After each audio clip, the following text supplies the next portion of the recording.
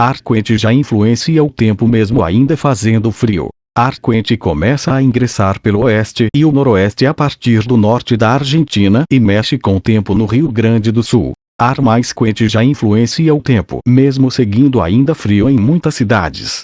Mas como parece contraditório, contudo a explicação é bastante simples e fácil de entender. A imagem do satélite GOES, 16 abaixo mostra como estava o sul do Brasil ao meio-dia de hoje. Observa-se na imagem que havia muitas nuvens sobre o sul do Rio Grande do Sul e em toda a parte leste da região meridional do Brasil, enquanto áreas mais a oeste tinham tempo mais aberto com sol. O que acontecia? Ar mais quente ingressava em altitude a partir do norte da Argentina e do Paraguai pelo oeste do sul do Brasil.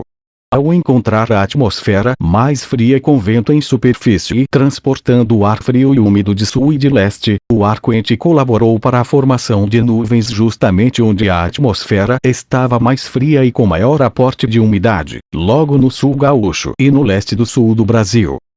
Veja-se o caso de Porto Alegre. Todos os dias é lançado de manhã do aeroporto Salgado Filho um balão meteorológico. Junto vai um equipamento que transmite dados coletados em diferentes níveis da atmosfera.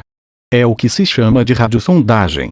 A temperatura às 9 de hoje em superfície no aeroporto era de 11,6 graus, mas a 1.600 metros de altitude, onde deveria estar bem mais frio, a temperatura era muito parecida com 10,6 graus. Esse padrão ficou ainda mais evidente da sondagem da base aérea de Santa Maria. Dados da sondagem indicaram que em superfície fazia 9,6 graus, mas toda a parcela da atmosfera de 700 a 1.900 metros de altitude tinha temperatura mais alta.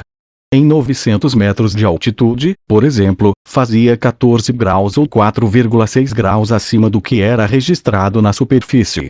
Em 1.700 metros, a temperatura era de 12,4 graus. Diferenças ainda mais gritantes ocorreram hoje de manhã na sondagem do Aeroporto Internacional Rubem Berta de Uruguaiana. Às 9 desta quarta, a temperatura medida em superfície era de 9,2 graus. Ocorre que a 500 metros de altitude fazia 16,2 graus ou 7 graus a mais. Mesmo a 2.500 metros a temperatura era mais alta com 10,2 graus.